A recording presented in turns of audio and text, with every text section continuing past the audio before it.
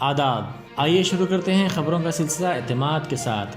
سب سے پہلے اہم سرخیوں کے پیش کردہ ہیں۔ دارالسلام کوآپریٹیو اربن بینک لمیٹڈ۔ زرعی قوانین منسوخی بل ریکارڈ وقت میں پارلیمنٹ میں منظور، بحث کے بغیر منظوری پر اپوزیشن کی تنقید۔ بل متوفی کسانوں کو خراج عقیدت ہے، راکیش ٹکیت۔ 12 اپوزیشن ارکان راجیہ سبھا سے معطل۔ سیاسی نقصانات کے ڈر سے زرعی قوانین منسوخ کیے گئے، صدر مجلس کا رد عمل۔ ایوان کا وقار برقرار رکھا جائے، سرمائی سیشن سے قبل وزیر اعظم مودی کا بیان۔ دھان مسئلے پر TRS MPs کا پارلیمنٹ میں احتجاج۔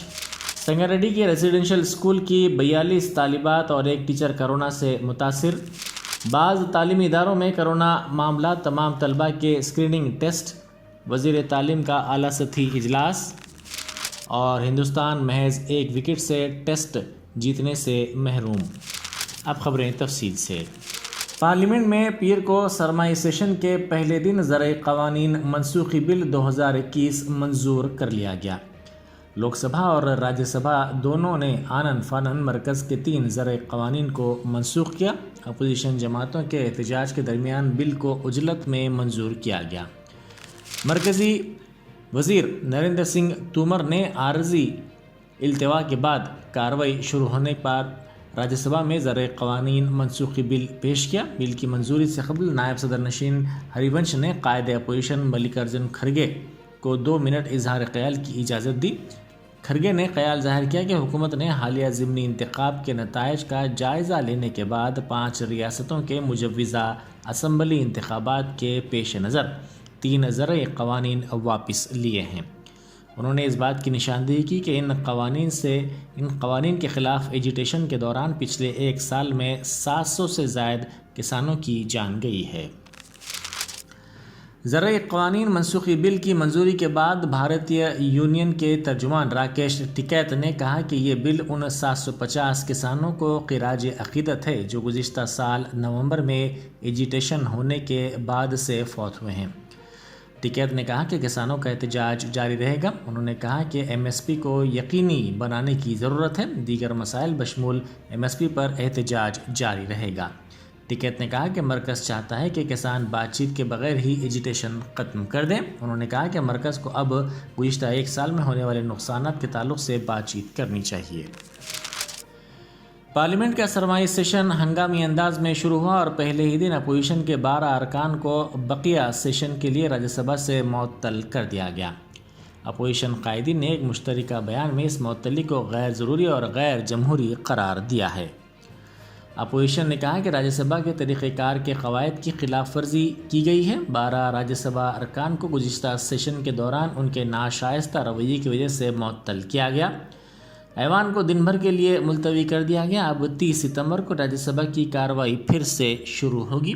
جن ارکان کو معطل کیا گیا ان میں CPIM کے یلارم کریم، کانگریس کے R بور دیوی نتیم، چھایا ورما، راجا منی پٹیل، سید ناصر حسین، اکھلیش پرساد سنگھ، CPI کے ونے وشنم، ترنمول کانگریس کی ڈولا سین، شانتی چھتریہ اور شیو سینا کی پرینکا چترویدی کے علاوہ انل دیسائی بھی شامل ہیں۔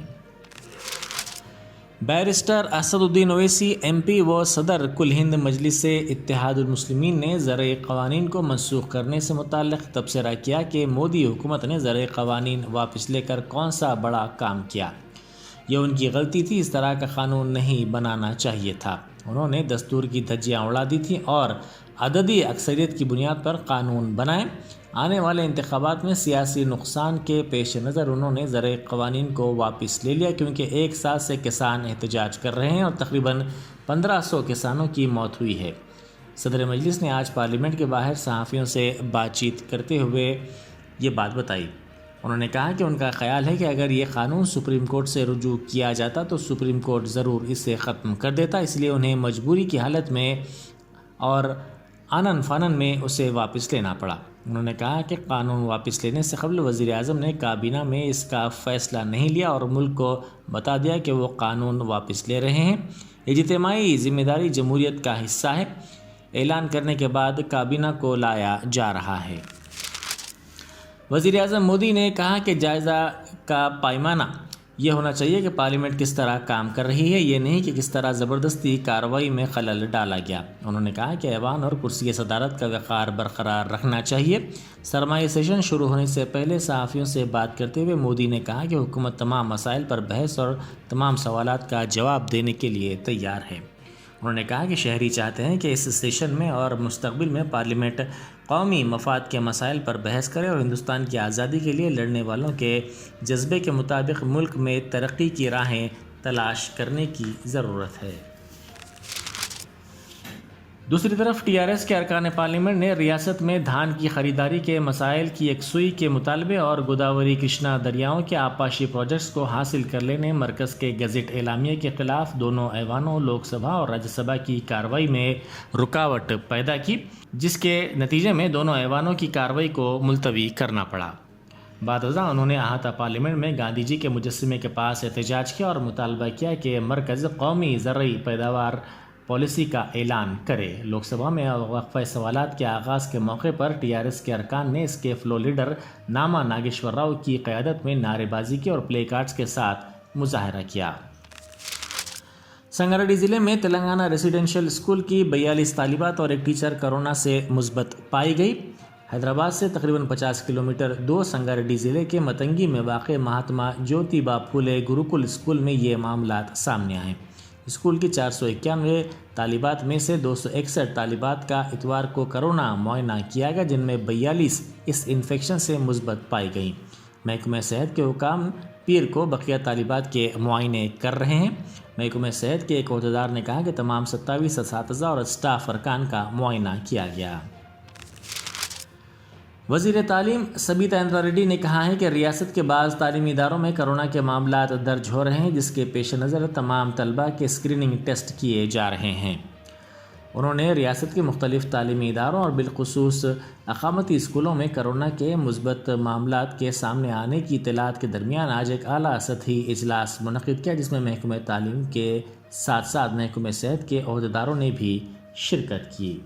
اس موقع پر وزیر تعلیم نے عہدیداروں کو اسکولوں بالخصوص اقامتی اسکولوں میں احتیاطی اقدامات سے متعلق مختلف رائے اور مشورے بھی دیے۔ سبیتا اندرا ریڈی نے کہا کہ اگرچہ کہ چند اسکولوں میں کرونا کے مثبت معاملات سامنے آ رہے ہیں، تاہم اس سے طلباء اور ان کے سرپرستوں کو ڈرنے کی کوئی ضرورت نہیں ہے۔ طلباء اور اساتذہ کو کووڈ کے قواعد پر عمل کرتے ہوئے چوکسی اختیار کرنے کی ضرورت ہے۔ طلباء لازمی طور پر ماسک کا استعمال کریں اور سماجی فاصلے کو بھی برقرار رکھیں۔